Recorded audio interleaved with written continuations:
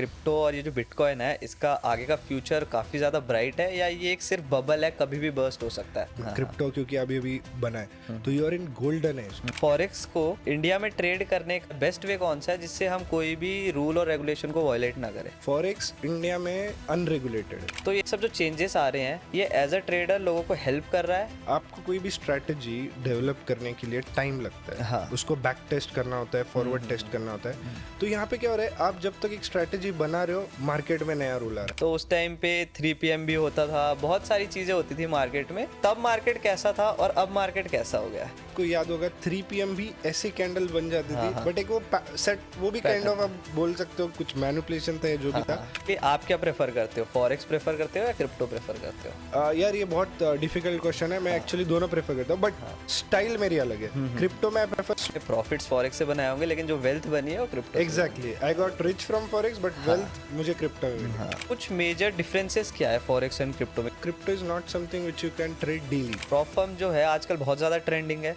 तो ये क्या सच्ची में पे आउट्स देते हैं? चैलेंज पास करोगे आपको रियल अकाउंट मिलेगा, रियल अकाउंट पे आपको प्रॉफिट करना है, एंड फिर उस कौन सी ऐसी कंट्री है जिसको आपको लगता है कि आने वाले 5-10 सालों में इसकी इकोनॉमी बढ़ सकती है? चाइना बहुत आगे, बट चाइना के बाद अगर मुझे कोई दिखता है जो उस लेवल में घर खरीदा है दुबई में, हाँ। मैंने क्रिप्टो से खरीदा है। अच्छा। मैंने जो गाड़ी ली मैंने क्रिप्टो ट्रांसफर की। ये जो मैं कपड़े पहन रहा हूँ मैंने क्रिप्टो से लिए। सिर्फ इंडियन मार्केट में इन्वेस्ट करना चाहिए या हमको उसके साथ साथ क्रिप्टो और जैसे कॉइन्स है उसमें भी इन्वेस्ट करना चाहिए? देखो सिंपल है, अगर आप लास्ट 5 इयर्स या लास्ट 1 ईयर का अगर आप परफॉर्मेंस देखते हो, बिटकॉइन ने सबको आउट परफॉर्म किया। अगर हमको क्रिप्टो पे इन्वेस्ट करना है, बेस्ट वे क्या है इन्वेस्ट करने का इन अ लॉन्ग टर्म वे? अच्छा क्वेश्चन पूछा आपने। बेस्ट वे कि आप तो सातोशी नाकामोटो है, उनके पास 1.1 मिलियन बिटकॉइन है जिसकी वर्थ कम से कम $113 बिलियन होगी। उनके पास इतने बिटकॉइन आए कहाँ से? इसके पीछे की स्टोरी क्या है? आपको नहीं पता तो Satoshi Nakamoto is a founder of bitcoin. ये कॉइन बाइनेंस पे लिस्ट होने वाला है अगले साल। 3 महीने में बाइबिट पे लिस्ट होगा, 6 महीने में यहाँ लिस्ट होगा। Listing is there exit. मुझे लगता है कि बहुत बड़ा करेक्शन हम देख सकते हैं। Hello friends, welcome back to my new podcast. और आज का पॉडकास्ट बहुत ज़्यादा स्पेशल होने वाला है क्योंकि आज के जो हमारे गेस्ट हैं उन्होंने अपनी ट्रेडिंग स्टार्ट तो इंडियन मार्केट से की थी, लेकिन अब वो फॉरेक्स और क्रिप्टो मार्केट में राज कर रहे हैं। So please welcome Abhay Patil AKA trader paradise. कैसे हो? Thank you so much for having me here. और काफ़ी अच्छा हो। आप कैसे हो? All good. तो कैसी चल रही है लाइफ? लाइफ काफ़ी बढ़िया चल रही है जब से मार्केट्स चेंज किए ऑनेस्टली, बिकॉज अभी मैं क्रिप्टो फॉरेक्स पे फुल ध्यान है मेरा, एंड क्योंकि अभी क्रिप्टो का बुल रन भी चल रहा है। So you know I am having the best time of my life right now. I think अगर आप भी क्रिप्टो कर रहे हो तो आप भी ये बुल रन को एंजॉय कर रहे होंगे। हाँ, तो टच वुड ऐसे नज़र ना लगे। Actually. ठीक है, चलती रहे ऐसे। और मैं आपसे ये पूछना चाहूँगा कि जैसे आपकी जो बचपन से सपने थे सारे, जब आपने ट्रेडिंग स्टार्ट करी थी, जर्नी स्टार्ट करी थी, तो वो ऑलमोस्ट अचीव हो गए हैं जो तब देखे थे? ओके, सो ऑनेस्टली तो जो तब सपने देखे थे वो तो अचीव हो चुके हैं, बट अब इस स्टेज पे आके मेरे सपने और बड़े हो गए। जब मतलब मैं मेरी जो जर्नी थी ना, मैं काफ़ी एम्बिशियस था बचपन से। मुझे ऐसा था कि कुछ ना कुछ करना है लाइफ में। तो मैं ना स्कूल में भी, मेरे मतलब दोस्त एक विराज करके, वो भी अभी ट्रेडर है, यूट्यूब है। तो हमने बचपन से क्लास में लास्ट में बैठते थे और बात करते थे, पता है यार इस दुकान का ये इतना धंधा बनता है, इतना पैसा कमाता है वो, तो अपन भी शुरू करें क्या? या ये पार्किंग वाला 5-5 रुपए इससे इकट्ठा करता है, तो ऐसे दिन के इसके 10,000 रुपये बनते होंगे, तो अपन ऐसा कुछ प्लान करें। तो हम ऐसे थे पूरे टाइम, कुछ ना कुछ ऐसा हमारा चलता था, बट हम सिर्फ एक्शन टेकर नहीं थे, सिर्फ बात करते थे। बट एक दिन मुझे क्या हुआ कि मैंने इंस्टाग्राम पे देख रहा था मैं कि जो मुझे बहुत एम्बिशियस था कि मुझे मैं ब्रांड बहुत पसंद है मुझे, तो मुझे एक LV कुछ तो चाहिए, गुच्ची कुछ तो चाहिए। तो मैं इंस्टाग्राम पे देख रहा था कि ये सारे जो चीज़ें इसके प्रोडक्ट्स मिल रहे थे, but it was first copies.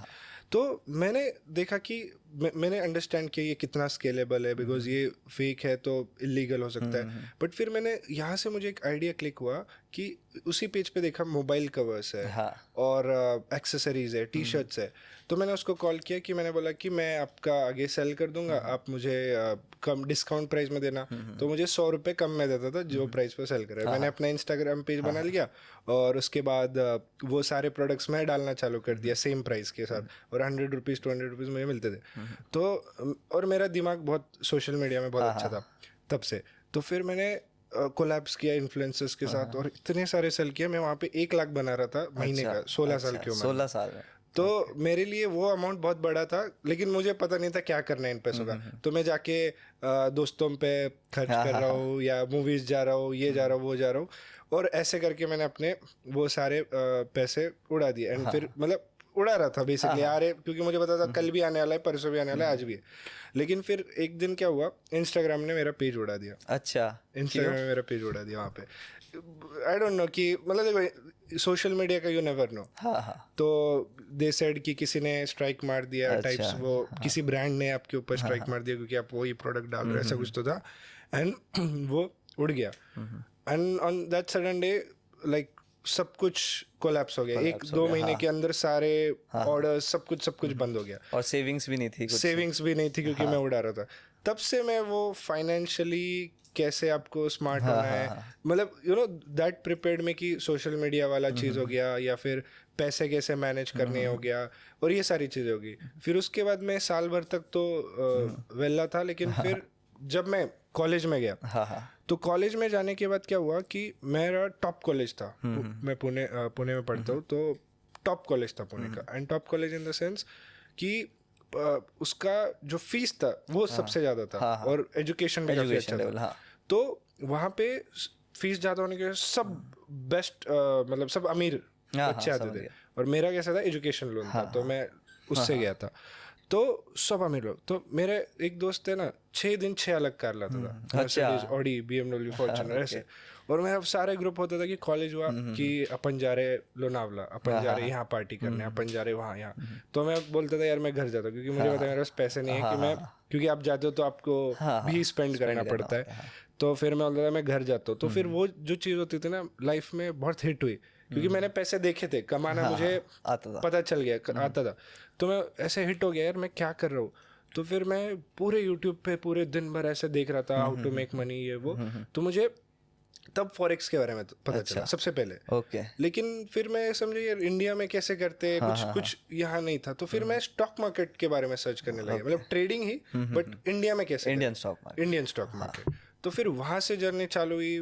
फिर हार्डशिप्स, आपको पता है कैसे ट्रेडिंग जर्नी होती है, कि इनिशियली आप लॉस करते हो, कैपिटल नहीं होता, एज अ कॉलेज स्टूडेंट आपके पास फंड्स नहीं होते, यहाँ से मैनेज करो, वहाँ से मैनेज करो, सेव करो। घर पे बोलता था कि मतलब एक पॉइंट आता था कि कुछ भी ऑप्शन नहीं था। घर पे बोलता था कि एग्जाम की फीस देनी है, 10,000 रुपये है, तो वो फिर मैं ट्रेडिंग में डालता। तो ऐसे कर करके बहुत मुश्किल से मैंने सस्टेन किया, ग्रो किया, और इस लेवल पे आ गया। ओके, सो जब आपने सोचा कि, और बताया भी होगा घर पे कि अब हम, मेरे को स्टॉक मार्केट ट्रेडिंग ही करनी है और इन्वेस्टिंग ही करनी है, इस फील्ड में जाना है, तो घर वालों का क्या रिएक्शन था? तो ऑनेस्टली घर वालों को सबसे पहले कब पता चला पता है? मैं फॉर्च्यूनर बुक कर फॉर्च्यूनर मैंने बुक की थी, मतलब मेरी पहली कार, और मैंने बुक की। और मैंने मतलब क्या था कि फॉर्च्यूनर जब ले रहा था तो डॉक्यूमेंट्स थोड़े चाहिए थे घर वालों के, क्योंकि मतलब आपकी ITR हिस्ट्री 3-4 साल की वो सब कुछ बतानी पड़ती है। तो घर वालों के डॉक्यूमेंट्स की ज़रूरत थी उसमें।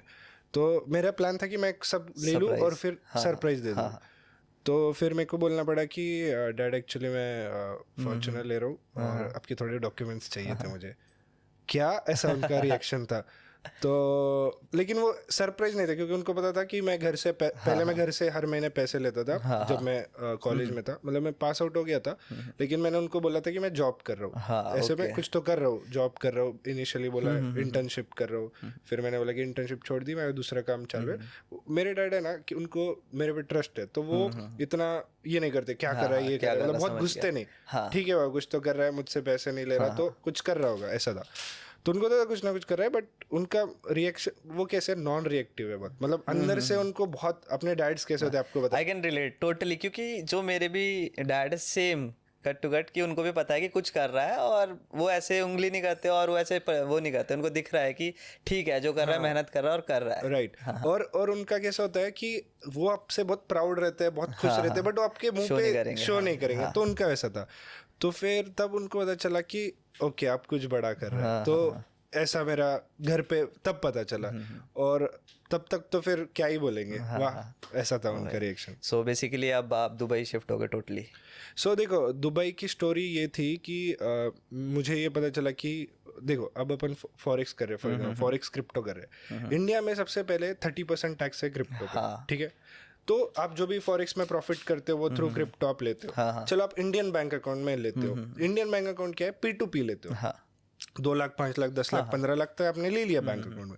तो आप जब 30 लाख 40 लाख 50 लाख ये अमाउंट आप P2P लेते हो, तो आप बैंक को क्या बोलोगे, ये कहाँ से है? इसका अगर समझो आपने आपके इसमें बता भी दिया कि मैंने उसको कंसल्टिंग सर्विस दी है, बट वो बंदा उसके सीए को क्या लिखा होगा कि मैंने क्यों भेजा, तो ये इशू बन सकता है बड़े अमाउंट पे। तो इसलिए तब मैंने क्या सोचा कि यार I am now trading with bigger amounts, bigger money, and it's getting very difficult to move, ease of transaction जिसे बोलते हैं। क्योंकि इंडियन जो स्टॉक मार्केट में आप करते हो डायरेक्ट बैंक में है तो दिख जाता है बाय धन, बाय दिस, बट यहाँ पे P2P है, बाय रमेश सुरेश। तो यहाँ पे आपको ट्रांजैक्शन को नाम देना for bigger transaction, smaller transaction को बैंक डोंट आस्क। तो तब मैंने सोचा कि it's time, let's go to Dubai actually, let's make accounts there. It's a crypto friendly, वहाँ पे आप गाड़ी घर सब कुछ क्रिप्टो से ले सकते हो। इवन मेरे पास क्रिप्टो का कार्ड है जिससे मैं शॉपिंग कर सकता हूँ, लाइक नॉर्मल डेबिट कार्ड। तो मैं वही यूज करता हूँ फॉर एवरीथिंग। सो मैंने क्या सोचा कि let's move and see how it works. तो मेरा प्लान था कि पहले सिर्फ वहाँ पे जाके मुझे रेसिडेंसी लेनी, जो कि it's very easy to get for bank account, yeah. तो फिर मैंने पहले रेसिडेंसी ली, बट फिर जब मैं वहाँ पे रहा एंड तब मुझे पता चला this city is for me, because इतने वहाँ पे एम्बिशियस लोग हैं, हसलर्स है, there is a ease of doing business there. जो भी अब चीज़ें होते हैं ना, वहाँ पे एक प्रॉपर सिस्टम है, everything is online, proper system है। अगर आपको कुछ भी करना है सब कुछ ऑनलाइन। यहाँ पे इंडिया में फॉर एग्जाम्पल कैसे है कि बहुत सारे कहीं कुछ करना है, पैसे खिलाओ, ये करो, वो करो, बहुत सारी चीज़ें। एंड मेन चीज़ क्या है कि आप वहाँ पे लिटरली 0% टैक्स दे रहे हो। इट्स एक्सपेंसिव, देखा जाए तो आप जो इंडिया में टैक्स भर रहे हो वहाँ पे लिविंग में चला जाता है, बट एटलीस्ट आपको उतनी बेटर लग्जरियस लाइफ मिल जाती है और अच्छा। यस। तो मेरा प्लान था कि शॉर्ट टाइम के लिए जाना है एंड जस्ट मेरा अकाउंट्स वगैरह बना के फिर मैं इंडिया में रहूँगा, क्योंकि यहाँ मुझे इंडिया ज़्यादा पसंद है। बट फिर विद टाइम मुझे लगा कि मेरी जो ग्रोथ है वहाँ पे ज़्यादा होगी if I would be stay there. And मुझे लगा कि आई हैव ट्रेडिंग स्किल्स, तो मैं सिर्फ इंडिया में ही क्यों दिखाऊँ, I want to go international. और मुझे मेन चीज़ था कि क्रिप्टो से मैं बहुत टाइम से इन्वेस्ट कर रहा था, बट जो 23 में हुआ, 23 मिड में इट स्टार्टेड बूमिंग। मेरा सोलाना $15 पे बाय किया था, इट वेंट टू $150। तो आई थॉट कि वहाँ पे बहुत ज़्यादा क्रिप्टो के सारे बिगेस्ट जो भी क्रिप्टो फाउंडर्स है, इवन बाइनेंस के सीईओ दुबई में, तो सारे बिगर जो भी क्रिप्टो में नेम्स है वो वहाँ पे थे। एंड सबसे बड़ा पैसा पता है आपको क्रिप्टो में कहाँ बनता है? Not on exchange, on private sales. आप आपका कॉइन बना रहे हो, ठीक है, for example your coin has everything, ठीक है।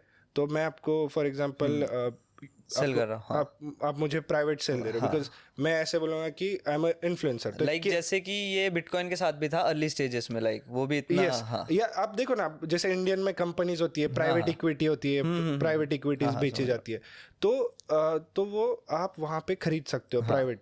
तो अगर आपको वहाँ पे एक राइट सर्कल मिल गया एंड दे नो कि ये कॉइन बाइनेंस पे लिस्ट होने वाला है अगले साल 3 महीने में, बाइबिट पे लिस्ट होगा 6 महीने में, यहाँ लिस्ट होगा, listing is there exit. List जिस दिन होगा वो एग्जिट कर रहे हैं उस दिन। आप देखो कोई भी कॉइन लिस्ट होता है, डंप होता है, तो उनका अगर लिस्टिंग मिल गया ऑलरेडी उनका 1000x है वहाँ पे। Listing is there 100,000x। तो मेरा ऐसा था कि मेरे को इस प्राइवेट सेल्स में घुसना है, नेटवर्क करना है, बिकॉज आई एम इन्फ्लुएंसर, तो इजीली मैं नेटवर्क कर सकता हूँ। तो मेरा मेन वो था। तो मैंने कुछ प्राइवेट सेल्स खरीदे हुए जिसकी लिस्टिंग होगी, अभी कुछ की हो चुकी है। तो there is a crazy money out there इस चीज में। तो अभी आपका जो फोकस है, आपका ज्यादा फॉरेक्स एंड क्रिप्टो पे है या इंडियन मार्केट भी इक्वली ट्रैक कर रहे हो? तो इंडियन मार्केट भी मैं इक्वली ट्रैक कर रहा हूँ ऑब्वियसली, क्योंकि वहाँ से मेरी शुरुआत हुई है। बट जिस तरीके से अभी मैं डिफरेंस देख रहा हूँ ना, इंडियन मार्केट जिस तरीके से डे बाय डे रूल्स ला रहा है, मतलब they are making it the worst market honestly गो तो, बिकॉज पहले ही ये मार्केट सिर्फ इंडिया तक लिमिटेड है, सिर्फ इंडियन ट्रेडर्स ट्रेड कर रहे हैं, एंड यू आर मेकिंग, तो लिक्विडिटी इंडियन ट्रेडर्स की है। पहले बहुत अच्छा था, 2022 तक बहुत अच्छा था, 23 मिड तक बहुत अच्छा था, लेकिन ये डेली एक्सपायरी ला दिया इन्होंने। फिर अभी नवंबर 20 रिसेंटली इन्होंने ट्रेडिंग को काफ़ी महंगी कर दी है। तो काइंड ऑफ पहले ही ट्रेडिंग इतनी डिफिकल्ट थी, लोग इतना लॉस करते थे, एंड जिस तरीके से रूल्स बनाए गए इसको और कॉस्टली बनाया गया, तो रिटेलर्स बाहर हो चुके हैं। तो अब मुझे बहुत डिफिकल्ट लग रहा है ट्रेड करना इंडियन मार्केट्स में। मैनिपुलेशन काफ़ी ज़्यादा है, तुरंत पंप एंड डंप हो जाता है। तो और अगर आपको वहाँ पे फ्यूचर्स का अगर एक लॉट लेना है, फॉर एग्जाम्पल ₹1,00,000 लग रहा है, आप यहाँ पे लिटरली फॉरेक्स में एक लॉट ले सकते हो, मे बी $10 $20। लेवरेज मिल जाता है। तो यहाँ पे बेसिकली सस्ता है, ROI ज्यादा है, प्राइस एक्शन अच्छा है, मोमेंटम अच्छा है। आप एक छोटा सा स्टॉप लॉस लगा के ट्रेड आपके फेवर में गया, आप लिटरली उसको कितना चाहे उतना होल्ड कर सकते हो, and then withdraw it tax free. और वॉल्यूम भी अच्छा है, पूरी दुनिया की लिक्विडिटी है। यस। तो पहले हम थोड़ा इंडियन मार्केट की बात करते हैं, फिर चलेंगे फॉरेक्स एंड क्रिप्टो पे। ठीक है, जैसे आपने बात करी कि इंडियन मार्केट में इतनी सारी जो चेंजेस आ रहे हैं, कभी एक्सपायरी हट गई है, फिर एक्सपायरी अब लगभग मंथली में एक बार कर दिया है, NSE के अलग कर दिया, BSE के अलग कर दिया। तो ये सब जो चेंजेस आ रहे हैं, ये एज अ ट्रेडर लोगों को हेल्प कर रहा है या उनको कोई हेल्प ही नहीं कर रहा, बस ये चेंजेस कर रहे हैं? देखो, मैं आपको सिंपल एक बात बताता हूँ। आपको कोई भी स्ट्रैटेजी डेवलप करने के लिए टाइम लगता है। उसको बैक टेस्ट करना होता है, फॉरवर्ड टेस्ट करना होता है। तो यहाँ पे क्या हो रहा है, आप जब तक एक स्ट्रैटेजी बना रहे हो, मार्केट में नया रूल आ रहा है, पूरा वो चेंज हो जाता है। बिकॉज मार्केट में कोई एक रूल लाना जहाँ पे लाखों ट्रेडर्स ट्रेड कर रहे हैं, इतने करोड़ों रुपए लगे, एवरीथिंग चेंजेस। इंस्टीट्यूशंस का भी पैसा डालने का तरीका चेंज हो जाता है। तो आप समझो मैं आपको बताता हूँ 2022 से, जो पहले 2020 में मार्जिन ऑप्शन सेलिंग 15,000 में होती थी, रूल आ गया कि आपसे ऑप्शन सेलिंग जो है महंगी हो जाएगी। बट वो रूल कैसे महंगी हुई पता है? एक साथ नहीं हुई, हर 3 महीने में मार्जिन बढ़ता था। तो 15 की 30 हुई 3 महीने बाद, 30 से 60 हो गई 3 महीने बाद, 60 से 90, 90 से 120 तक चली गई। तो हर 3 महीने चेंज आया। उसके बाद थोड़ा मार्केट स्टेबल हुआ, तो फिर ये डेली एक्सपायरी वाला है। अब डेली एक्सपायरी आया, उसके बाद फिर ये डेली एक्सपायरी भी हटा दी। ठीक है। इसके बीच में फिर सेंसेक्स आ गया। सेंसेक्स ने पूरा चेंज कर दिया। पहले सिर्फ निफ्टी बैंक निफ्टी था थर्सडे को, फिर सेंसेक्स, बैंकेक्स, फिर मिड कैप, फिर निफ्टी, फिर लोगों का पैसा और डिस्ट्रीब्यूट हो गया, स्ट्रैटेजीज फिर चेंज हो गए। आपको एक निफ्टी का बिहेवियर याद था, बैंक निफ्टी का याद था, आपको 6 बिहेवियर याद रखने पड़ रहे। तो इससे पूरा कभी ऐसे स्टेबल हुआ ही नहीं, एवरी टाइम चेंज। अभी डेली एक्सपायरी हटा दी, और उसके बाद ठीक है, अब उसके बाद न्यू रूल आ गया नवंबर 20 को, ऑप्शन ट्रेडिंग महंगे। अभी कुछ एल्गो का भी रूल ला रहे। तो दिस विल कीप हैपनिंग। आपको उसको, अगर आप इतना उसको उंगली करोगे उन मार्केट्स को, आपको कब टाइम है वो स्ट्रैटेजी पे आपको स्टिक रह के कुछ स्ट्रैटेजी बनाना वहाँ पे। अब देखो फॉरेक्स मार्केट में कोई आज तक कोई रूल ही नहीं आया है। जैसे है वैसे चल रहा है। जैसे वैसे। सो बेसिकली जो आप अभी भी मार्केट ट्रैक कर रहे होगे, जो इंडियन मार्केट, तो अच्छा खासा करेक्ट हुआ है लास्ट 1 वीक से। तो क्या ये अभी सही टाइम है इन्वेस्ट करने का, या मार्केट और भी थोड़ा करेक्ट हो सकता है? देखो, मुझे लगता है आप सिंपल ये देखो, 2020 से बुल रन चालू है। 2020, 21, 22, 23, 24, 5 साल हो गए, हम सिर्फ स्ट्रेट मार्केट दिख रहे हैं। छोटा मोटा करेक्शन आया होगा 15% के आसपास, वो काफी नॉर्मल है। वो तो एक दिन में कुछ एक हफ्ते में उतना गिर जाता है। बट मुझे लगता है कि बहुत बड़ा करेक्शन हम देख सकते हैं, क्योंकि आप देखो 9,000 का 8,000 का लो था कोविड के टाइम, वहां से 26,000 तक स्ट्रेट चला गया। तो जब तक ये इतने बड़े मूव का एटलीस्ट 20,000, एक बड़ा राउंड साइकोलॉजिकल नंबर है, एटलीस्ट 20,000 नहीं आता ना, तब तक मेरा भी कुछ भी इन्वेस्टमेंट नहीं है स्टॉक मार्केट में। बस म्यूचुअल फंड्स और ETFs है, बट एक भी स्टॉक्स नहीं है। एंड जिस तरीके से आप देख रहे हो कि ले ऑफ्स चल रहे हैं, एक रिसेशन आने के भी चांसेस है, जिस तरीके से इन्फ्लेशन बढ़ रहा है, US भी देखो इतने ज्यादा $1 ट्रिलियन डेप्थ में। तो और कभी भी आई फील कि इन्फ्लेशन वाला जो सिनेरियो बन सकता है, वॉर्स भी काफी ज्यादा चल रहा है। तो जैसे आजकल इंडियन स्टॉक मार्केट में देखा जाता है कि बहुत ज़्यादा मैनिपुलेशन हो रही है, तो ये क्या सच्ची में मैनिपुलेशन इतनी हो रही है या लोगों के दिमाग में डाल दिया है कि मैनिपुलेशन हो रही है? देखो, मैं लाइव ट्रेड करता हूँ और ऑडियंस के साथ करता हूँ। हम डेली है ना, मतलब चार्ट खोल के ना प्रीमियम्स देखते हैं। लिटरली मैंने कितने बार तो देखा, लिटरली इतने बार देखा है मैंने कि एक प्राइस 2 रुपए का, 3 रुपए का प्रीमियम 80-100 रुपए जा रहा है 1 मिनट के अंदर, और दूसरे मिनट में 100 से 10 रुपए पे वापस आ रहा है। अगर इसे मैनिपुलेशन नहीं बोलते तो क्या बोलते मुझे आप बताओ। क्योंकि ट्रेडिंग नॉर्मल होती है कि प्रीमियम 5-10 रुपए बढ़ रहा है, धीरे धीरे बढ़ रहा है प्राइस के साथ, और धीरे धीरे नीचे आ रहा है। बट 1-2 मिनट में प्राइस पम्प डम, दिस इज मैनिपुलेशन। मैं आपको काफ़ी टाइम से फॉलो करता हूँ कि जब आपके 1 लाख सब्सक्राइबर्स भी नहीं थे तब से मैं आपको फॉलो कर रहा हूँ। तो उस टाइम पे 3 PM भी होता था, बहुत सारी चीज़ें होती थी मार्केट में। तो तब मार्केट कैसा था और अब मार्केट कैसा हो गया है? देखो, अब आपको याद होगा 3 PM भी ऐसी कैंडल बन जाती थी, बट एक वो सेट, वो भी काइंड ऑफ आप बोल सकते हो कुछ मैनिपुलेशन था या जो भी था, बट वो काइंड ऑफ सेट पैटर्न था। तो हमें पता था 3 PM में एक बायर सेलर का कैंडल्स देख के आप एक प्रिडिक्ट कर सकते हो क्या है, और मोस्ट ऑफ द टाइम वो राइट आता था। तो 3 PM पे भी बहुत प्रॉफिट्स होने लगे, और आई थिंक लोगों को भी समझने लगा कि 3 PM को ट्रेड कैसे करना है। एंड उसके बाद एकदम से बंद हो गया वो। पहले डेली होता था और फिर एकदम से बंद हो गया, 3 PM एग्जिस्ट ही करना बंद हो गया। जैसे कि लोगों के नजरों में जैसे आने लगा तभी वो बंद हो गया। एग्जैक्टली। तो मेजर क्या रीजन थे आपके इंडियन स्टॉक मार्केट से शिफ्ट होने के फॉरेक्स एंड क्रिप्टो पे, और आपको ये कब व्यू आया कि अब मेरे को शिफ्ट ही हो जाना चाहिए? लाइक देखो, मैं ना फॉरेक्स बहुत पहले सिर्फ ऐसे देखता था, थोड़ा बहुत $100 डाल के ट्रेड कर लिया, बट कन्विक्शन नहीं आ रहा था कि मैं घुसूं, बिकॉज अभी भी लोग डरते, करूं नहीं करूं। बट फिर क्या हुआ, जब ये सारे चीजें होने लगे, ये मैनिपुलेशन रूल्स, मैं समझ गया ये मार्केट को और ये खराब होते जाने वाला है। इसमें अगर मैं अपनी टाइम एनर्जी वेस्ट करूंगा तो मैं फायदा नहीं है। तो मैंने 2023 में मैंने शुरू किया प्रमोट करना। 23 में इंडिया में सबसे पहले फॉरेक्स लाइव स्ट्रीमिंग चालू किया, बट मैं 22-21 से ही मेरा पूरा मतलब क्रिप्टो कर रहा हूँ, फॉरेक्स भी चार्ट देख रहा हूँ, गोल्ड कैसे ये कर रहा है, प्राइस एक्शन देख रहा हूँ। बट 23 को मिड में मैंने अनाउंस कर दिया कि now I am making started forex live streaming. तब मैंने ऑडियंस के साथ कंप्लीट, मतलब तब मेरा, अब ऐसे समझ सकते हैं, इंडियन मार्केट मैंने ऑलमोस्ट छोड़ दिया उस टाइम लास्ट ईयर, एंड तब से आज तक मेरा दिन में 6-6 घंटा चार्ट्स के सामने, फॉरेक्स चार्ट्स के सामने चला जाता है।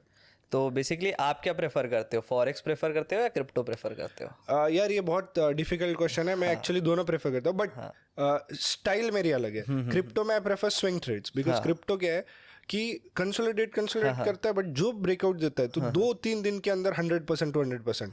तो if you want to make money in crypto, holding से पैसा बनता है। You can't scalp in crypto, बहुत महंगा है स्कैल्पिंग वहाँ पे, बिकॉज ब्रोकरेज एंड ऑल। तो बेस्ट है कि आप वहाँ होल्डिंग स्विंग ट्रेड करो।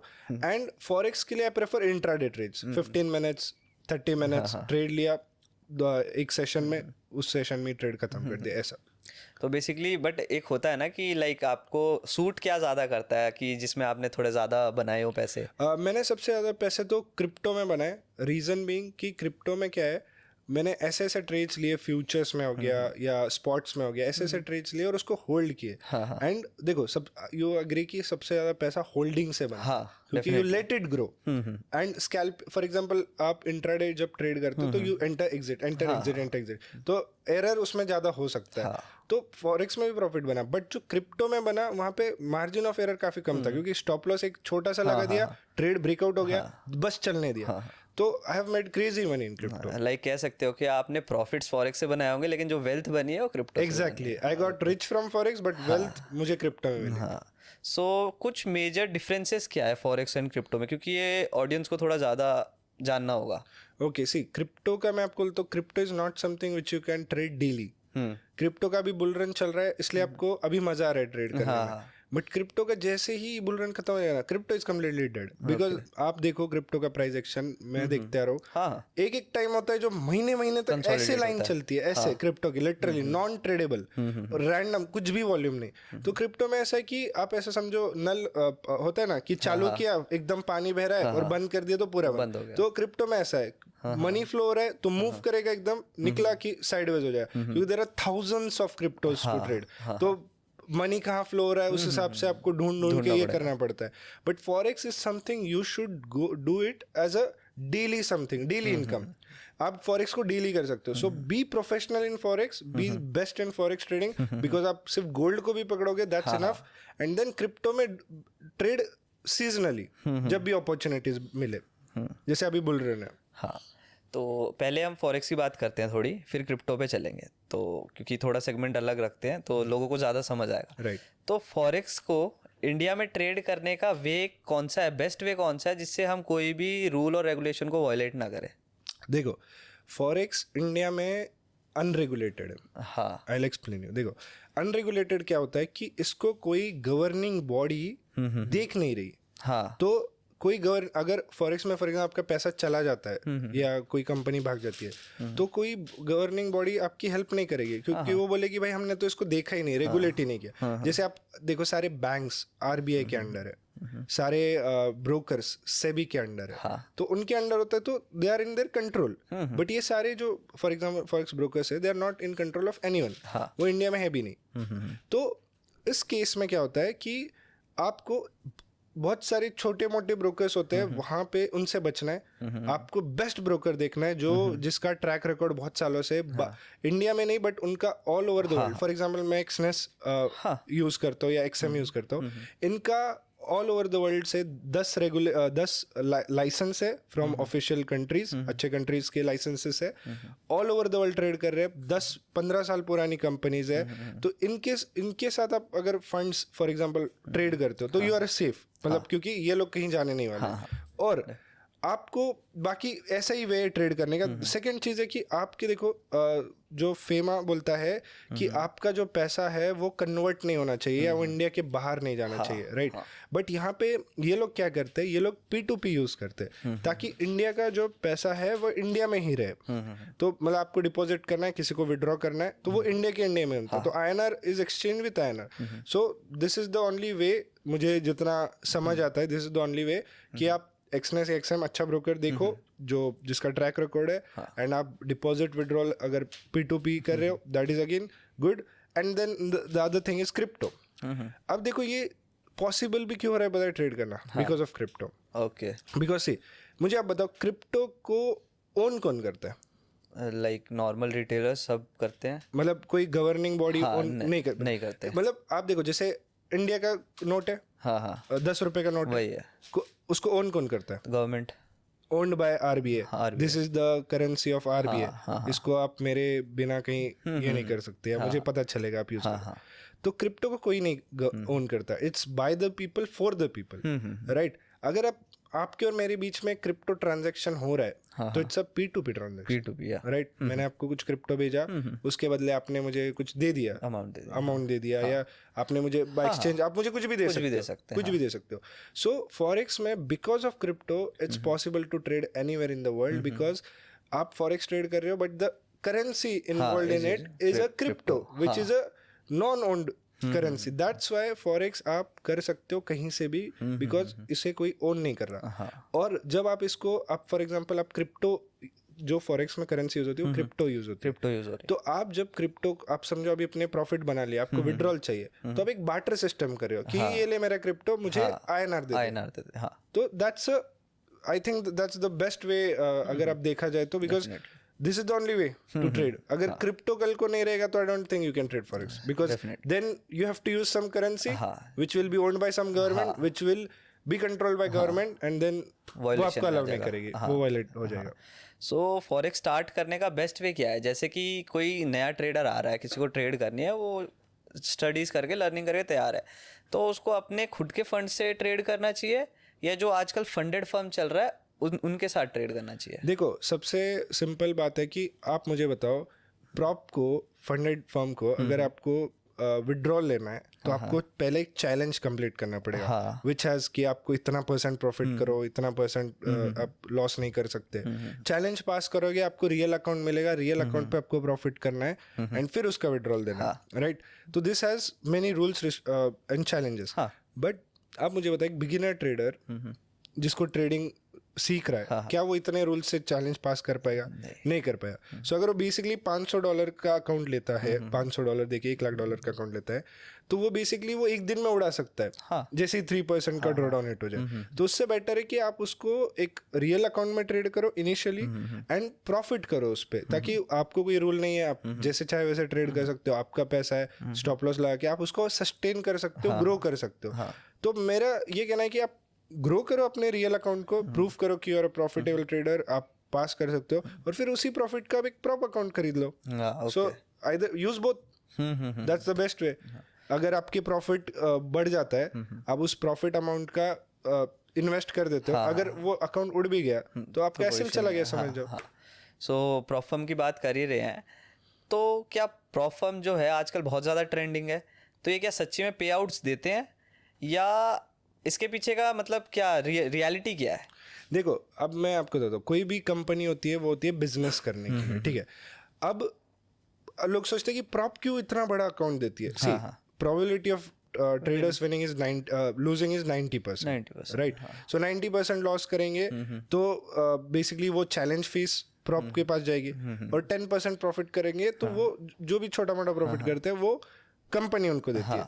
तो there is a small amount which remains, और एनी अमाउंट विच रिमेन्स, वो कंपनी का प्रॉफिट हो गया। So that's how prop work. तो अब क्या होता है, प्रॉप बहुत सारे जो छोटे मोटे प्रॉप्स है, again see you have to always go with something trusted.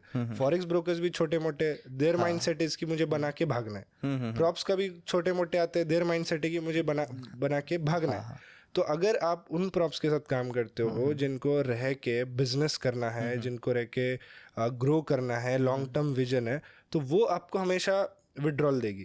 अब प्रॉप्स, कुछ अच्छे प्रॉप्स क्या करते हैं कि जो रियल ट्रेडर्स को रियल अकाउंट देते हैं by doing the risk management analysis, तो वो जो भी प्रॉफिट करता है वो उसके ऑर्डर्स रियल मार्केट में पंच होते हैं, तो उनको विड्रॉल आ जाता है। तो अच्छे प्रॉप्स, जैसे मैं फंडेड फर्म यूज करता हूँ, मुझे सबसे वही बेटर लगता है। तो डिपेंड्स आप कौन सा प्रॉप चूज करते हो। तो एक अच्छा प्रॉप फर्म कैसे चूज करें, लाइक क्या हमको चीजें देखनी चाहिए? तो मुझे लगता है कि आप उनकी कम्युनिटी देखो, इंटरनेट पे रिव्यूज देखो, आप छोटा अकाउंट वहाँ पे खरीद के देखो विड्रॉल मिल रहा है क्या, मल्टीपल अकाउंट खरीद के देखो।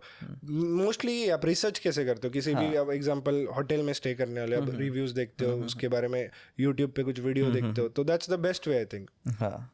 फॉरेक्स में कुछ ऐसे पेयर्स बताओ जिसमें कि जो कोई बिगनर ट्रेडर है वो उसमें ट्रेड कर सके और थोड़ा बहुत प्रॉफिट भी बना सके और उससे सीखने को भी मिले उसको।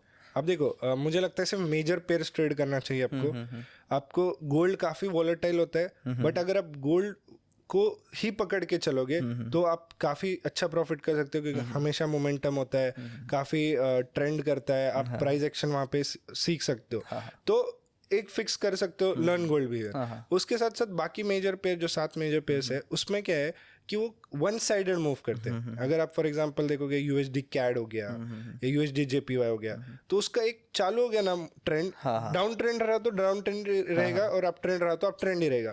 तो आप उसमें स्विंग ट्रेड कर सकते हो, या उसके एक ट्रेंड पकड़ के वहां पे ट्रेड कर सकते हो। So as a beginner I would suggest master gold with major pairs. मैं आपसे ये पूछना चाहूंगा, जैसे कि फॉरेक्स में मान लो कि प्रॉफिटेबल होना है, तो कौन से ऐसी मेजर चीज़ें हैं जो कि वो फॉलो करे तो हम एट द एंड एक प्रॉफिटेबल ट्रेडर बन सकते हैं? देखो, फॉरेक्स मार्केट है ना 24 घंटे चालू रहता है, मंडे टू फ्राइडे 24 घंटे। एंड अब फॉरेक्स प्लेटफॉर्म पे आप क्रिप्टो भी ट्रेड कर सकते हो। So basically it's something which is open 365 24/7। तो इस चीज़ में सबसे मेजर प्रॉब्लम आ जाती है आपकी trading on smaller time frame, very smaller time frame. तो इसमें क्या होता है, because you are trading on very smaller time frame, आपका जितना स्मॉलर टाइम फ्रेम है उतना जल्दी आपका ट्रेड खत्म हो जाता है, राइट? तो आप जब एक ट्रेड आपका खत्म हो जाता है 15 मिनट में, तो आपका मन करता है कि 1 घंटे बाद एक और ट्रेड ले लूँ, 1 घंटे बाद एक और ट्रेड ले लूँ। तो इससे क्या होता है, सबसे बिगेस्ट प्रॉब्लम है फॉरेक्स में ओवर ट्रेडिंग। क्योंकि आपको दिख रहा है कि यार पूरे टाइम मार्केट ओपन है, पूरे टाइम चार्ट ओपन है, तो आपका मन करेगा कुछ ना कुछ ट्रेड लो। तो आपको सबसे ज़्यादा मेंटली कंट्रोल चाहिए कि आप एक ही ट्रेड लो दिन का, या फिर आप स्विंग ट्रेड्स लो। अगर आपको कंट्रोल नहीं होता कि आप ज़्यादा ट्रेड्स हो रहे आपसे, तो आप बड़े टाइम फ्रेम में स्विच होके स्विंग ट्रेड्स लो। बट सबसे बड़ा problem I feel is over trading. और कुछ चीज़ें जैसे कोई पॉइंटर्स जो हमको और भी कुछ लाइक नोट में रखना चाहिए कि हमको ये नहीं करना, जैसे डोंट डूज होते हैं ना कि ये नहीं करना, तो ऐसे कुछ पॉइंटर्स। देखो अभी क्या है, मैं जब भी लाइव स्ट्रीम करता हूँ मैं 1 मिनट पे देता हूँ, बिकॉज मुझे 1 ही घंटा है लाइव स्ट्रीम का, मुझे वहाँ पे लोगों को ट्रेड्स देना है, तो आई प्रेफर 1 मिनट उसके लिए। मोर जूम इन होगा, मोर अपॉर्चुनिटी मिलेगी। बट लोग ये बहुत बड़ी प्रॉब्लम हो जाती है, क्योंकि कुछ लोग क्या कर देते हैं, उसको ही अपना पूरे टाइम ट्रेडिंग स्टाइल बना देते हैं 1 मिनट पे। तो 1 मिनट पे आप जब ट्रेड करते हो ना, तो क्या होता है कि मेरे साथ ऐसा हुआ कि मैं इतने ज़्यादा ट्रेड्स लेने लगा। मैं एक बार ऐसा हुआ कि मैंने 20 मिनट के अंदर 10-15 ट्रेड्स ले लिए, मतलब मैं रैंडमनेस में चला गया। तो आपको मेन चीज़ याद रखनी है कि आप अगर थोड़ा बड़े टाइम फ्रेम में स्टिक रहोगे तो वही पकड़ के चलो। और देखो ट्रेडिंग में बेसिक फाउंडेशन क्या बोलते हैं, आप ओवर ट्रेड ना करो, आप रिस्क मैनेजमेंट कंट्रोल करो, क्योंकि ट्रेडिंग में देखो आपको 2000 तक का लेवरेज मिलता है फॉरेक्स में। तो 2000 तक का लेवरेज इज क्रेजी लेवरेज, और आप ललचाता है कि मैं ज़्यादा क्वांटिटी ले लेता हूँ, छोटा सा स्कैल्प ले लेता हूँ, तो वो अकाउंट उड़ाने के बहुत हाई चांसेस होते हैं। सो एक और अगर हम चीज़ देखेंगे, ओवर ट्रेडिंग हो गया, रिस्क मैनेजमेंट हो गया, आई थिंक वही मेजर चीज़ें जो कि इंडियन मार्केट या हर मार्केट में हर। देखो आप मुझे बताओ, अगर एक चार्ट करते हो, ठीक है, एक चार्ट हम लेते हैं सामने, और उसके अंदर आप निफ्टी के कैंडल्स डाल दो, बैंक निफ्टी कैंडल डाल दो, गोल्ड के डाल दो, या बिटकॉइन के डाल दो, इथेरियम के डाल दो, कैंडल सेम है, बायर सेलर्स वहाँ पे सेम है, साइकोलॉजी सेम है, बस बिहेवियर थोड़ा चेंज हो जाता है कि मोमेंटम करने का क्या बिहेवियर है, बट एवरीथिंग इज सेम। सो आप कोई भी मार्केट ट्रेड करो, आपका फाउंडेशन वही होता है। तो बेसिकली आप जैसे दुबई भी रहते हो और आप फॉरेक्स और क्रिप्टो में ज़्यादा, तो आप ग्लोबली भी मार्केट ट्रैक करते होगे? यस, मैं ऑनेस्टली सारे मार्केट्स ट्रैक करता हूँ, बिकॉज सी सबका किसी ना किसी मार्केट से रिलेशन होता है। जैसे यूएस, अब देखो आप जो भी ट्रेड कर रहे हो ना आज के टाइम पे, USD CAD, USD JPY, gold against US dollar, bitcoin against US dollar, everything is connected to US dollar. तो ऐसे में, और यूएस क्या है, हर जगह है, कहीं ना कहीं वॉर में इन्वॉल्व होता है, कहीं ना कहीं कुछ इकोनॉमी में इन्वॉल्व होता है। तो बहुत जरूरी है कि ग्लोबल मार्केट ट्रैक करना कि वो क्या कर रहा है, बिकॉज उस वजह से पूरा मार्केट हिल जाता है। कोई एफएमसी न्यूज हो गई, फेड का कोई इवेंट हो गया, तो जब आप ग्लोबल मार्केट ट्रेड करते हो तो आपको ग्लोबल न्यूज रखना काफी इंपॉर्टेंट है। वॉर आ गया, क्रिप्टो मार्केट 20% क्रैश हो जाते हैं, तो आपकी अगर फ्यूचर्स पोजीशन है, लिक्विडेट हो जाओगे। तो यू हैव टू बी ऐसे टाइम में ऑलवेज एक्टिव 24/7। आपको सारे न्यूज पेजेस, ऐप सब डाउनलोड करके एकदम एक्टिव रहना है। ट्विटर पे सबसे फास्ट इंफॉर्मेशन मिलती है, ट्विटर पे एक्टिव रहना है। तो ये बेस्ट वे है कि आप सब जगह ध्यान दो अगर आप क्रिप्टो और फॉरेक्स मार्केट करते हो तो। तो जैसे आपसे बात की कि ग्लोबल मार्केट भी ट्रैक करते हो, तो आपको आपके मतलब नज़र में कौन सी ऐसी कंट्री है जिसको आपको लगता है कि आने वाले 5-10 सालों में इसकी इकोनॉमी बढ़ सकती है और ये इसमें इन्वेस्ट कर सकते हो आप इस कंट्री पे? तो देखो अगर आप देखोगे, जो भी डेवलपिंग कंट्रीज होती है उनका सबसे ज़्यादा ग्रोथ रेट होता है, और मुझे आज के टाइम पे लगता है इंडिया जिस तरीके से चल रहा है, I feel India will be very top very soon. Because see, मैंने क्या इंडियंस का एक वर्क एथिक जो है देखा है, मैं आपको बताता हूँ, ये इंडियंस जो है इतनी मेहनत करते हैं, 16-16 घंटे काम करते हैं इतने कम पैसों पे, और बाकी देश है ना इंडियंस को यूज करते हैं उनका काम कराने के लिए। बट हमारी जो हार्ड वर्किंग एबिलिटी है, अभी हम स्मार्ट वर्किंग भी हो रहे हैं, तो ये अब कंबाइन होगी ना तो विल बीट एवरीवन। अभी चाइना सबसे ऊपर है अगर देखा जाए तो development, China is the fastest thing, तो चाइना बहुत आगे। बट चाइना के बाद अगर मुझे कोई दिखता है जो उस लेवल में जा रहा है, वो इंडियंस है। बिकॉज मैं अभी दुबई में रहता हूँ तो आई सी हर जगह इंडियंस आर डोमिनेटिंग। यूएस में आपको पता है, लंदन में सबसे ज्यादा रियल एस्टेट ओन करने वाले इंडियंस है। अच्छा, नॉट ब्रिटिशर्स, इंडियंस है। यूएस में देखो सबसे बड़े बड़े जो हाईएस्ट इनकम जो है वो इंडियन अमेरिकन का है। तो they are dominating everywhere in the world. मैं भी अगर किसी फॉरेनर से किसी से बात करता हूँ तो वो तारीफ करते हैं, यार you guys are seriously hard working, you guys are amazing, you guys are doing great job. तो अपना बहुत डोमिनेंस है। आई फील सिर्फ 5 साल का काम है, विल ग्रो मोर। तो अब थोड़ा आते हैं बिटकॉइन पे। बिटकॉइन की थोड़ी डिटेल्स आपसे जानते हैं कि बिटकॉइन आजकल मेन स्ट्रीम चल रहा है और हर किसी के ज़ुबान पे भी बिटकॉइन चल रहा है, तो इसका रीज़न क्या है?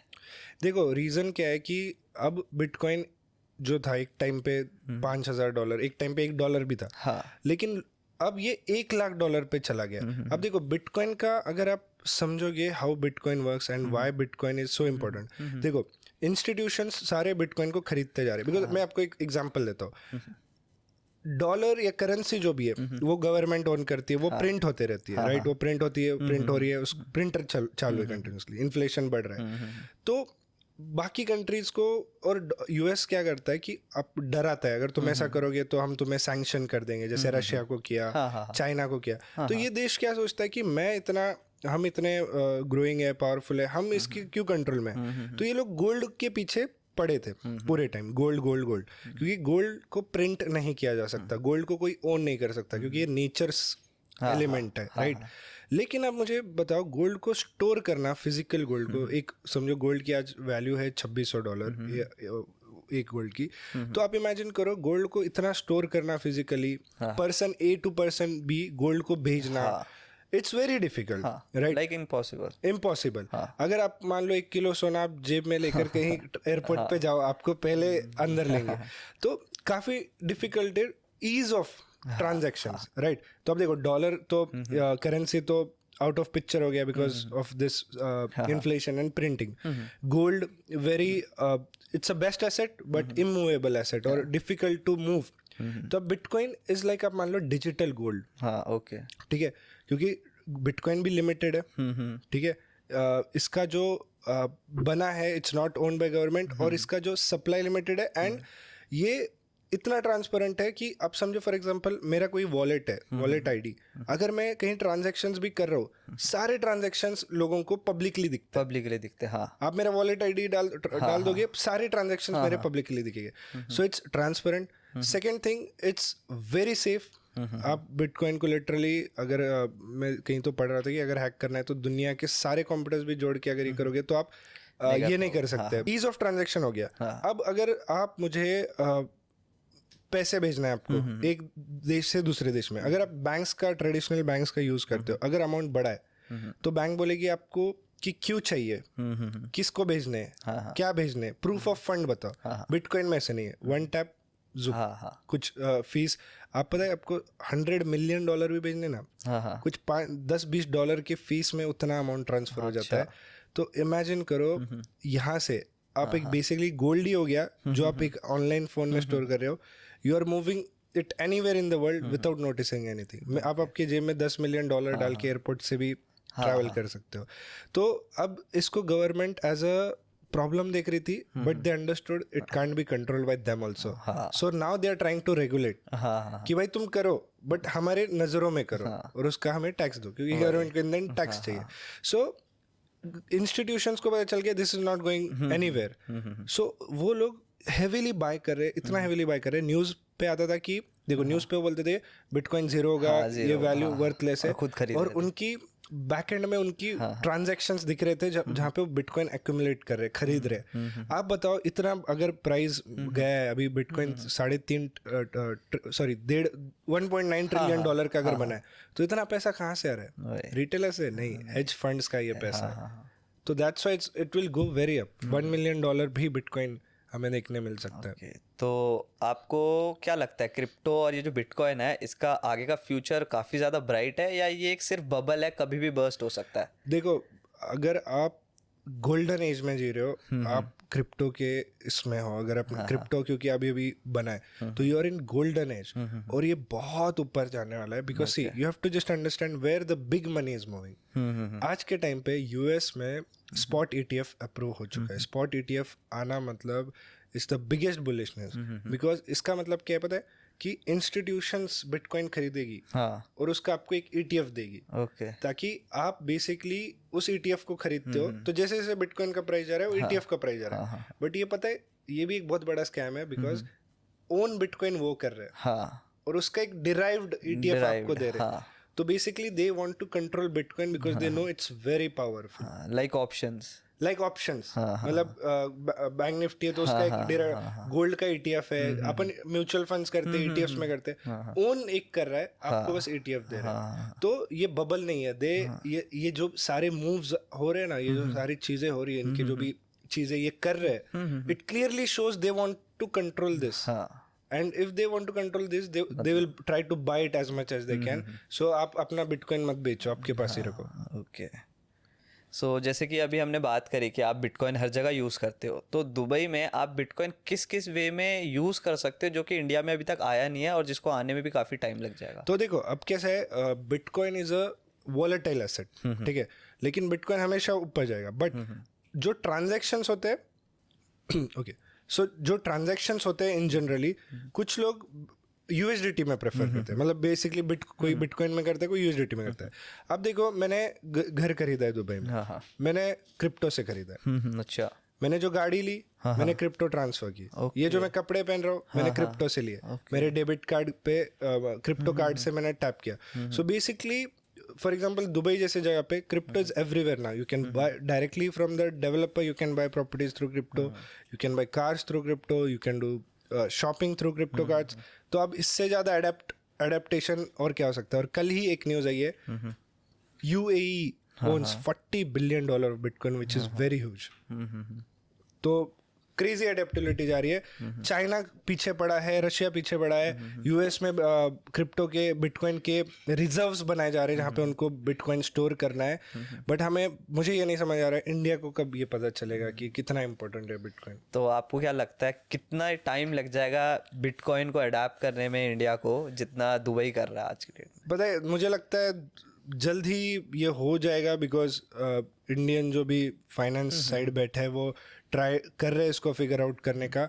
एंड ऑब्वियसली हम स्मार्ट लोग हैं and they are working it out. अगर अभी तक अडेप्टेबिलिटी हुई नहीं, there would be a reason for it. वो चाहते होंगे मे बी कुछ तो होगा बैक एंड में जो हमें नहीं पता. Obviously there are smart people sitting on the top level, so they will take the best decision for our country. So I hope जल्दी करे, because एल सल्वाडोर जैसे कंट्री ने पूरा बिटकॉइन अडेप्ट कर लिया है. यूएस ट्रम्प आने के बाद तो इट्स चेंज.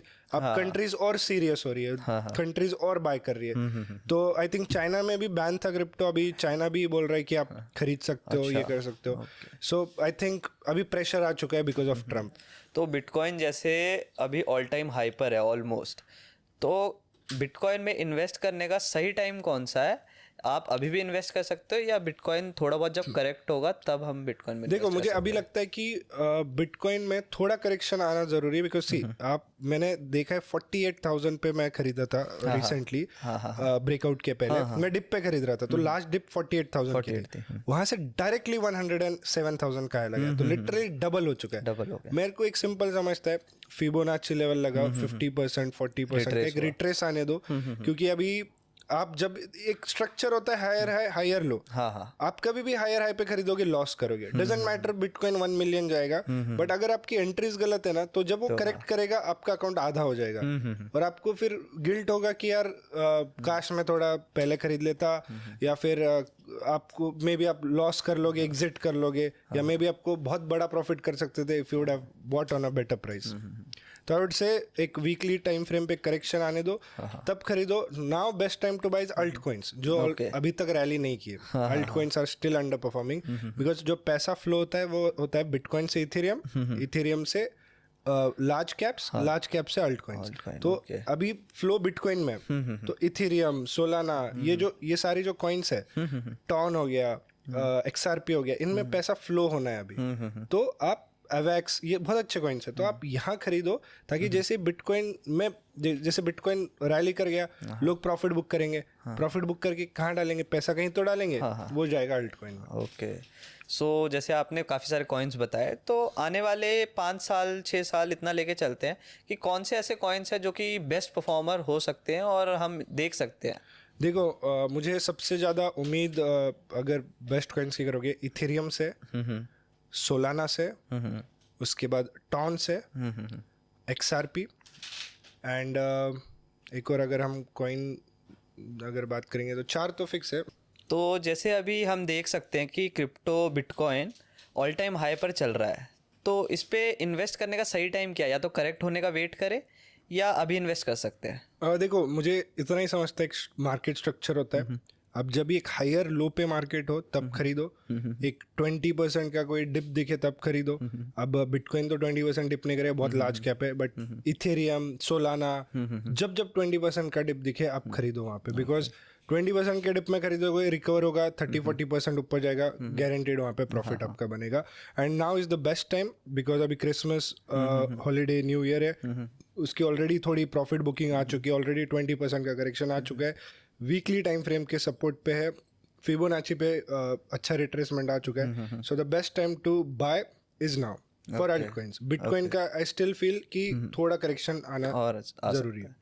तो जैसे हम अभी देख सकते हैं, लोगों को अवेयरनेस तो हो गई है कि हमें इन्वेस्टमेंट करना तो इम्पॉर्टेंट है, अगर हमको इन्फ्लेशन बीट करना है तो इन्वेस्टमेंट ज़रूरी है।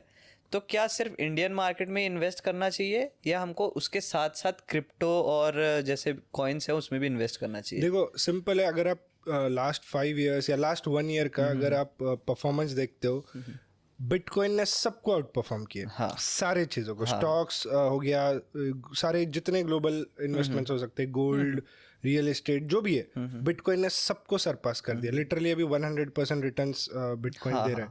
सो आई फील कि जो क्रिप्टो में आप हो, काफ़ी अर्ली स्टेज में हो, क्योंकि क्रिप्टो होल्ड करने वाली जो ऑडियंस है, पूरे पॉपुलेशन जो है, जब सिर्फ 6% है, एंड आप इमेजिन भी नहीं कर सकते कितना ज़्यादा पैसा इसमें फ्लो होने वाला है, क्योंकि रिसेंटली ब्लैक रॉक बोल रहा था कि वो अपना 1% एलोकेट करेंगे बिटकॉइन के लिए। और उनका 1% तो फिर कितने ट्रिलियन? उनका 1% कितने तो ट्रिलियन डॉलर की कंपनी, अगर $1 ट्रिलियन भी अगर वो मैनेज करती है, तो आप इमेजिन करो उसका 1% कितना हो जाता है। तो बहुत ज़्यादा पैसा इसके अंदर आने वाला है, बहुत ज़्यादा पैसा फ्लो होने वाला है। आप देखो हर कंट्रीज इसको बाय करना चाहती है, बिटकॉइन के रिजर्व्स बन रहे हैं। ट्रम्प आने के बाद, ट्रम्प ने जो SEC है, जैसे इंडिया का सेबी है, तो US का SEC होता है, तो वहाँ पे भी जो चेयर पर्सन है क्रिप्टो फ्रेंडली बना रहा है। अच्छा। इलॉन मस्क आप देखोगे, ट्रम्प के अभी एकदम पर्सन हो गए, एकदम क्लोज पर्सन हो गए, वो क्रिप्टो में बिलीव करते हैं, डोज को बैक करते हैं। डोज के नाम पे गवर्नमेंट एजेंसी बन चुकी है। अच्छा। आप देखो एल साल्वाडोर जैसे कंट्री ने सारा उनका प्राइमरी, उन्होंने प्रॉमिस किया कि वो हर दिन बिटकॉइन खरीदेंगे, 1 बिटकॉइन खरीदेंगे। सो अभी आपको नहीं पता, चाइना अभी तक इसको फुल्ली ये नहीं किया। चाइना का अगर पॉपुलेशन जितना है, जैसे इंडिया में जैसे है ना क्रिप्टो का चल रहा है ये वो, वैसे चाइना में भी चल रहा है। बट चाइना अगर इस अनलॉक हो गया, चाइना में सब एक्सेप्ट कर लिया, ओपन हो गया, तो आप इमेजिन नहीं कर सकते चाइना के पास इतना पैसा है, इतना ज़्यादा पैसा इसके अंदर फ्लो होगा। रशिया इसके पीछे पड़ा है, एंड अब एक टाइम आएगा लोग लड़ेंगे क्रिप्टो खरीदने के लिए, बिटकॉइन खरीदने के लिए फॉर एग्जाम्पल, लेकिन इतना प्राइस उसका हो चुका होगा। तो ये आप सबसे बेस्ट इन्वेस्टमेंट इज क्रिप्टो ना। अब क्रिप्टो में लोग क्या करते हैं, गैम्बल करते हैं, मीम कॉइन, ये वो, लेकिन अगर आप टॉप 3 कॉइन, अगर बिटकॉइन, इथेरियम, सोलाना या XRP, ये जो टॉप मार्केट कैप है, मतलब यहाँ पे सबसे ज्यादा लोगों का पैसा है, इनको भी अगर आप खरीदोगे हर क्रैश में, you will out beat every investment. Okay. तो जैसे अभी 19th को क्रिप्टो अच्छा खासा क्रैश हुआ था, करेक्ट हुआ था, तो इसमें आपकी भी कुछ पोजीशंस थी? तो देखो, मैंने ये जो क्रैश है, मैंने एक वीडियो डाला था इस क्रैश के पहले कि मार्केट क्रैश होने वाला है, तो मैंने अपने सारे फ्यूचर्स पोजीशन एग्जिट किए थे, अपने सारे प्रॉफिट्स क्लोज कर दिए थे इन माय फ्यूचर्स, जो भी लेवरेज्ड पोजीशंस होते हैं। बट स्पॉट में आई नेवर एग्जिट स्पॉट में, क्योंकि आपका प्लान ही इन्वेस्टमेंट का है, लॉन्ग टर्म का है। बट लेकिन स्पॉट में भी जो गिरा वो इतना था कि 2-3 मेरे लैम्बोज आ जाते, बट ठीक है। बट फ्यूचर्स में मैंने शॉर्ट करके पैसे बनाए। तो अभी लेकिन देखो, ये आप जब लॉन्ग टर्म विजन देख रहे हो कि लॉन्ग टर्म प्राइस इतना ऊपर जाने वाला है, छोटे मोटे क्रैशेस आते रहेंगे, आपका काम क्या है कि इन क्रैशेस में थोड़े बहुत पैसे डालते रहो और इन्वेस्ट करते रहो। सो बेसिकली कभी आपको ऐसा फियर नहीं होता कि लाइक 30-40% करेक्ट हो गया तो बिटकॉइन? तो देखो, मेरी जो बाइंग है ना, इट्स फ्रॉम 20,000, 18,000, 30,000, तब भी पैसे थे, लेकिन मैंने 50,000 वगैरह पे ज़्यादा पैसे डाले। तो आई बिलीव कि जब तक वो 50 ब्रेक नहीं करेगा ना, I will be still in profit, और मुझे नहीं लगता वो 50 अभी कभी ब्रेक कर पाएगा। तो कितना भी गिरने, तो मुझे पता है, हाई कन्विक्शन है कि ऊपर ही जाएगा। I put all my net worth in cryptos, तो वो तभी आता है जब एक कन्विक्शन हो. And all my buying positions are like 1 year 2 years ago. उस लेवल पे market was in perfect dip, lowest point. तो आई डोंट थिंक इससे और लो जा सकता है. And I have invested in good cryptos, not like random meme coins. So हाँ, ये हो सकता है मेरी प्रॉफिट्स कम हो, बट मैं लॉस में कभी नहीं जाऊंगा. ओके. सो जैसे क्रिप्टो का आप कह रहे हो आगे अच्छा फ्यूचर है, तो अगर जैसे आप टोटली इन्वेस्टेड क्रिप्टो में हो या बाहर भी कुछ बिजनेस वगैरह देखते हो? तो यार देखो, मुझे लगता है ना कि क्रिप्टोज का टाइम लगेगा ग्रो होने के लिए. और क्रिप्टो में मैं चाहता हूँ कि इन्वेस्ट करते रहो, बट मल्टीपल कैश फ्लोज भी बनाना जरूरी है. और जितना हो सके आप देखो, क्रिप्टोज को क्या है, अभी तक एक्सेप्ट नहीं किया गया. तो यू डोंट नो कि इसका थोड़ा फ्यूचर क्या हो सकता है इन जनरल एक्सेप्टेंसी के लिए. तो मैंने रियल इस्टेट में काफ़ी इन्वेस्ट किया. मैं अभी रियल इस्टेट में भी मेरा है, मतलब मेरे डैड देखते हैं कि पूरा कंस्ट्रक्शन और रियल इस्टेट प्रोजेक्ट्स वगैरह, तो फंडिंग वगैरह में जितना हो सकता है उतना वहाँ भेज देता हूँ. तो वो भी एक साइड लाइन चालू है. उसके साथ साथ क्रिप्टो हो गया. एंड मेरे कुछ रेंटल प्रॉपर्टीज भी है दुबई में, तो इंडिया में भी है. तो I am trying to put all this money in real estate. So basically ये सिस्टम का पार्ट बन जाएगा. हाँ. सो जैसे आप इंडियन मार्केट में आप ज़्यादा इन्वेस्टेड नहीं हो? इंडियन मार्केट में मैं अभी इन्वेस्टेड नहीं हूँ, क्योंकि मैंने 2020 में पैसा डाला था. 23 में मैंने निकाल लिया. मुझे मेरा प्रॉफिट बुल रन का मिल गया. अब मैं तभी वापस पैसा डालूंगा जब ये वापस क्रैश होगा. मतलब यू नो एकदम डिप पे आएगा, लोएस्ट पॉइंट. कोविड जैसा कोई सिनेरियो फिर से बनेगा जहाँ पे market is eight lowest point. और वो आता ही है, रिसेशन कभी ना कभी आएगा. या क्योंकि इतना मैं समझता हूँ कि मैं अभी मार्केट इज एट हायर है स्ट्रक्चर. 5 साल का बुल रन हुआ है, करेक्शन इज इनएविटेबल, आने ही वाला है. तो जब ही आएगा तब I will put my money in Indian market. So जैसे अगर हमको क्रिप्टो पे इन्वेस्ट करना है, लाइक कोई सैलरीड पर्सन है या किसने इन्वेस्टमेंट स्टार्ट करी है, तो बेस्ट वे क्या है इन्वेस्ट करने का in a long term way crypto? देखो, बहुत अच्छा क्वेश्चन पूछा आपने. बेस्ट वे कि आप टॉप 5 मार्केट कैप वाले, लार्ज मार्केट कैप, मतलब मैं नाम ही ले लेता हूँ, बिटकॉइन, इथेरियम, सोलाना, XRP, उसके बाद कार्डानो आता है. ये 5 कॉइन, ये आप टॉन पकड़ लो. ये 5 coin are the largest market cap coins, मतलब लार्ज कैप क्रिप्टो कॉइन्स. इसमें सारे इंस्टीट्यूशंस के पैसे. इनमें इसका भी ETF अप्रूव होने वाला है. XRP का, इथेरियम का, सोलाना का, बिटकॉइन का हो चुका है ऑलरेडी, इथेरियम का भी हो चुका है. तो यहाँ पे इंस्टीट्यूशंस इसको बाय करेंगे, तो ये ऊपर जाना ही है. बट देखो, जितना लार्ज कैप होता है ना, उतने कम रिटर्न आते हैं. फॉर एग्जाम्पल, इसलिए लोग लो मार्केट कैप में जाते हैं. तो आप इन कॉइन्स को जब भी डिप आएगा आप बाय करो, you will always make money.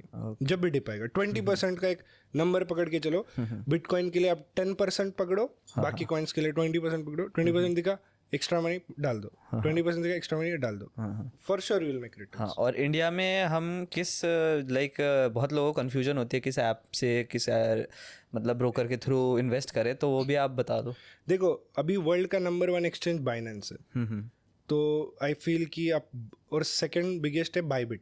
Okay. तो आप बाइनेंस या बाइबिट, इन 2 एक्सचेंज पे आई फील कि आप खरीद सकते हो. और यहाँ पे ही रख सकते हो, या फिर चाहो तो हार्ड वॉलेट या ट्रस्ट वॉलेट में ट्रांसफर कर सकते हो if you feel. But Binance, Bybit और बिटगेट, ये जो आप जाके देखो, कॉइन मार्केट कैप करके वेबसाइट है जो बेसिकली इंसाइक्लोपीडिया है क्रिप्टो का. तो उसमें आप जाके देखो टॉप 3-4 जो भी क्रिप्टो आप एक्सचेंज आपको एक्सेसिबल है आपके कंट्री से, आप अकाउंट ओपन कर सकते हो वहाँ पे. आप वहाँ पे बना लो account. I won't recommend Indian exchanges. Okay.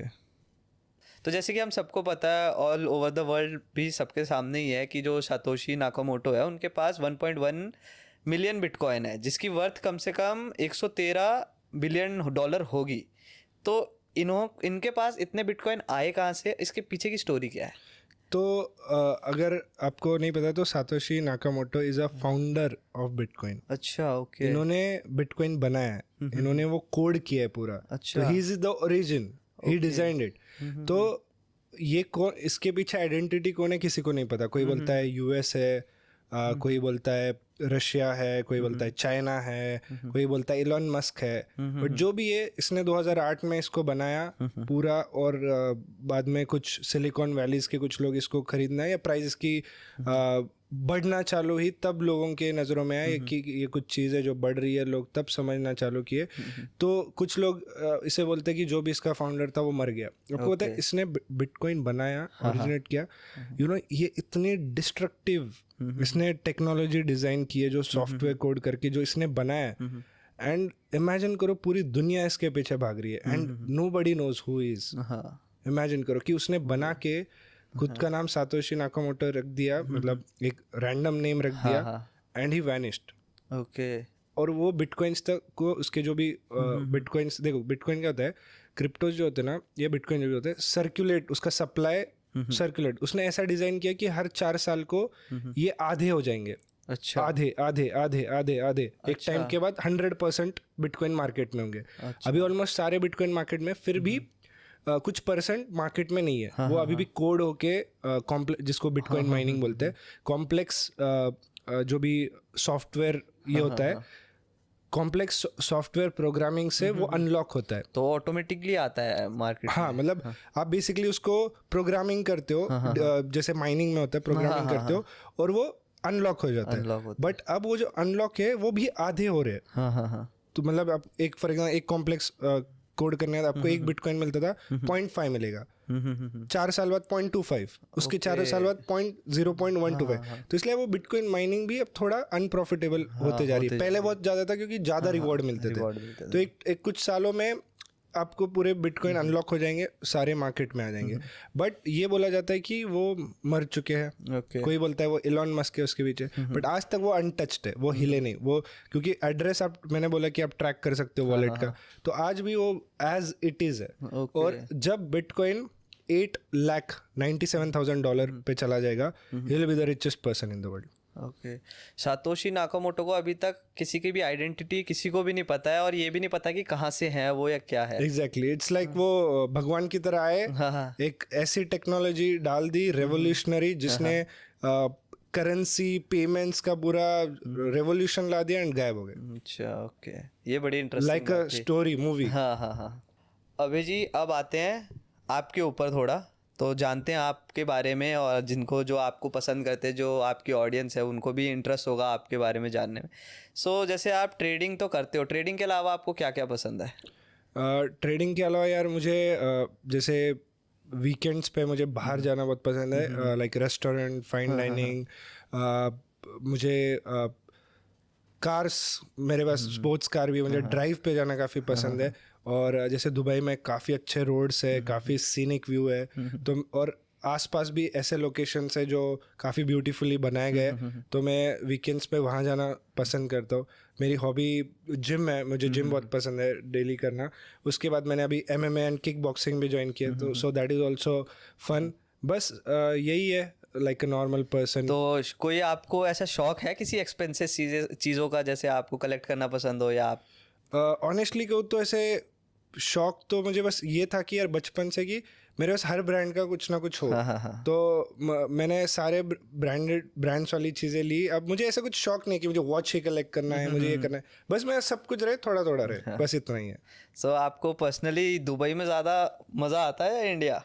देखो मैं यहाँ पे एग्जांपल बताता हूँ कि अब मेरा जैसे हम कल आए और अब मेरे दोस्त के अकाउंट में बहुत सारे पैसे फॉर एग्जांपल, बट वो यहाँ पे पेमेंट नहीं कर पा रहा था क्योंकि उसको रिस्ट्रिक्शन लग गया 1 लाख रुपए का, मतलब यूपीआई का डेबिट कार्ड पर रिस्ट्रिक्शन।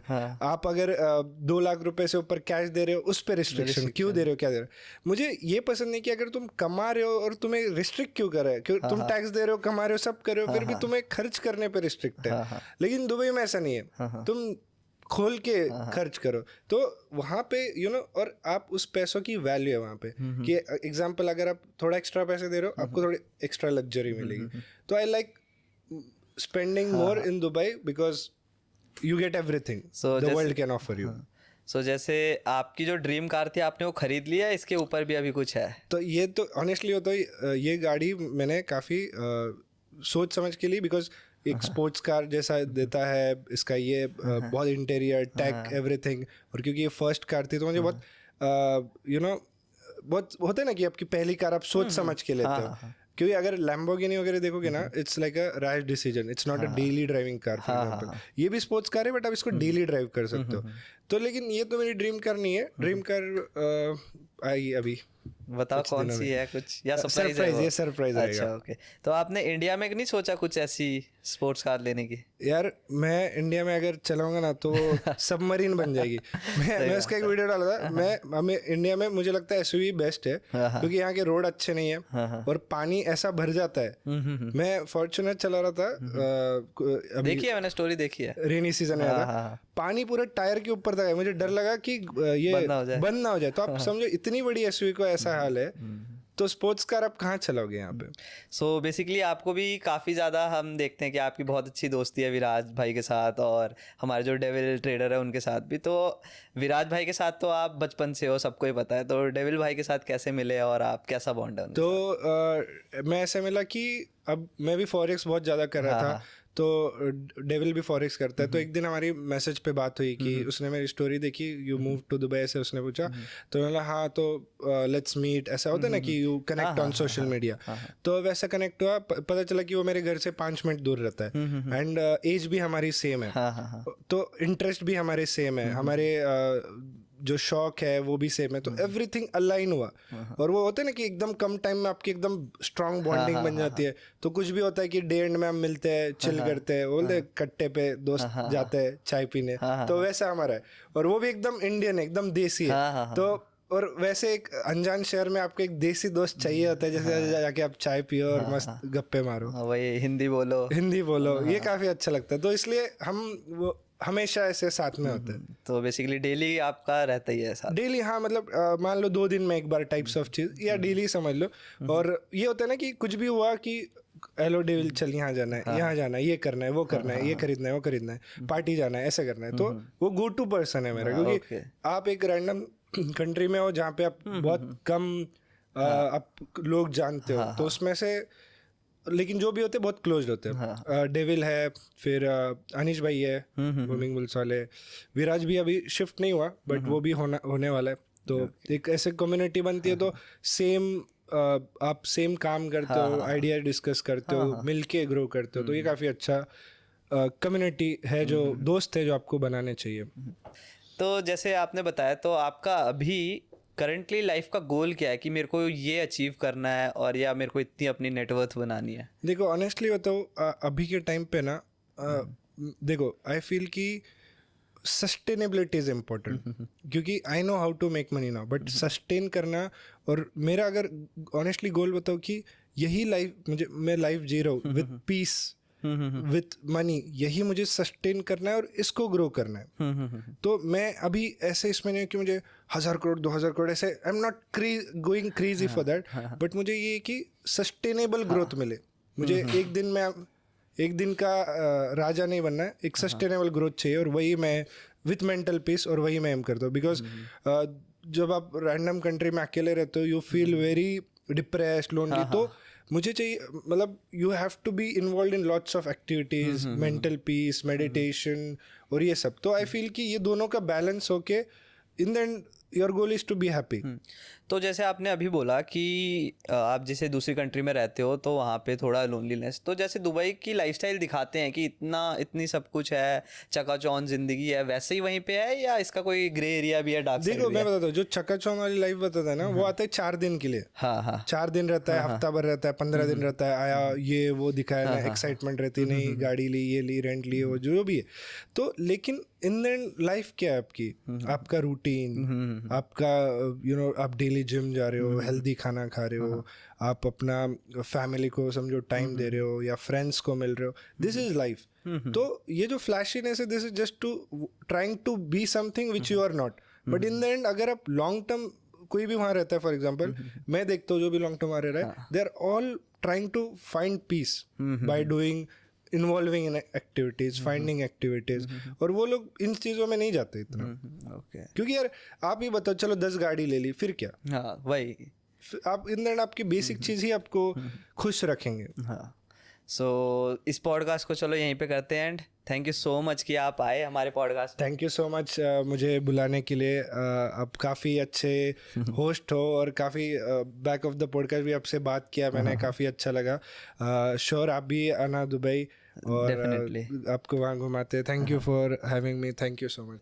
तो इस पॉडकास्ट को करते हैं यहीं पे एंड आपसे मिलते हैं अब नेक्स्ट पॉडकास्ट में। अगर आप इस पॉडकास्ट में कम से कम 2000 लाइक कर दोगे तो हम इसका पार्ट 2 भी डेफिनेटली शूट करेंगे और हो सकेगा तो वो हम दुबई में शूट करेंगे। Feel like I'm losing my